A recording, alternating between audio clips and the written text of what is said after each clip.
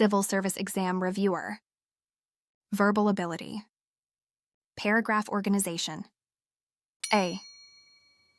Because of this, learners are encouraged to practice consistently and not fear making mistakes. B.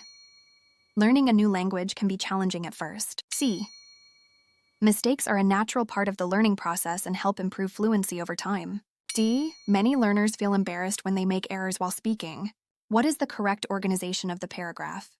Pause if you need more time to figure out the answer. The correct answer is number 1. B, D, C, A.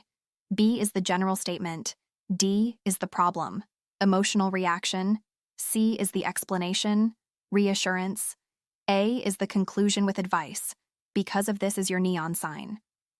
Below are the sentences arranged in the correct order to form a paragraph. Learning a new language can be challenging at first. Many learners feel embarrassed when they make errors while speaking. Mistakes are a natural part of the learning process and help improve fluency over time.